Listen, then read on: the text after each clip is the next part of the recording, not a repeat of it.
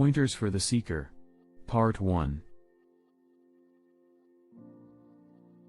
The universe has no cause.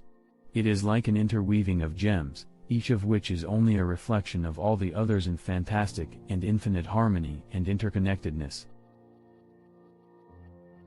Self-realization does not depend on effort. What you are trying to find is what you already are. Enlightenment is a complete emptiness of mind. There is nothing you can do to get it. Any effort you make can only be an obstacle to enlightenment. All you have to do is stop your useless conceptualization, and you will be what you are and what you have always been. On the phenomenal level, the only thing that is not a concept is the knowledge that every human being has in all times of human history. I exist, I am in this moment, here and now. True vision is not simply a change in the direction of vision, but a change in its very center, in which the beholder himself disappears. The only true understanding is that there is nothing, that there is not even one who understands. Concepts can at best be used to negate each other, as one thorn is used to extract the other. Once extracted, both must be discarded. Only in deep silence do we leave concepts behind. Words and language only describe concepts and therefore cannot approach reality. There is a chasm between pure awareness and awareness reflected as consciousness, which the mind is unable to bridge. The reflection of the sun in a drop of dew is not the sun itself. Manifestation can take any number of forms, but the basis of all these many forms is consciousness, without which nothing can exist. The source of consciousness is consciousness. Consciousness is all that is. The universe moves in its merry, mystical, magical way until you start looking at it. And by looking at it, you create problems. The functioning of the universe is free of any problems.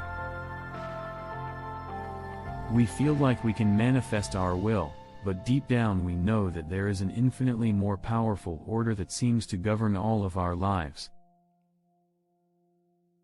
The wise man is without ego, though it may not appear so. His empty or fasting mind neither does nor does not do anything. He is beyond willfulness. He is neither this nor that. He is everything and nothing. You have no control over the consequences of your actions. Life is an impersonal flow, and you cannot control your life or anyone else's. True bliss is the absence of desire for bliss. The state of enlightenment is the absence of desire for bliss or anything else. Enlightenment is simply understanding where there is no understanding. It is total renunciation, where there is no renunciation of anything. Your doubts will never be completely shattered until perception goes beyond mere phenomenality, and such perception is not the result of will but of the grace of God.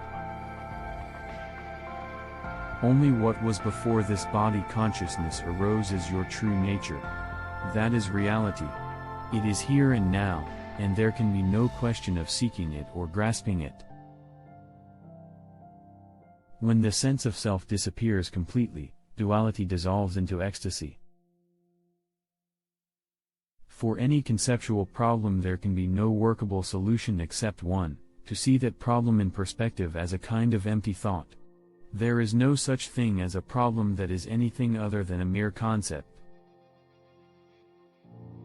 It is impossible to make the mind empty. You don't need any purpose to meditate, and that means you have no expectations.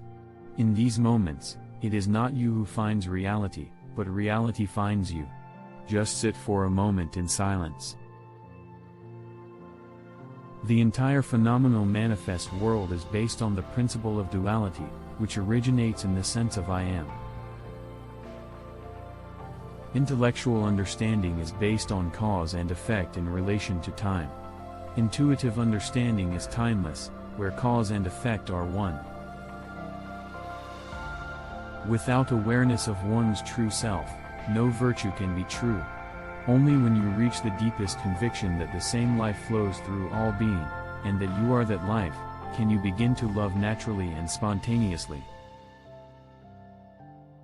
Man's fear of a lack of stability, as well as his hope for the help of a higher power to protect him, has led him to create a supernatural concept of God.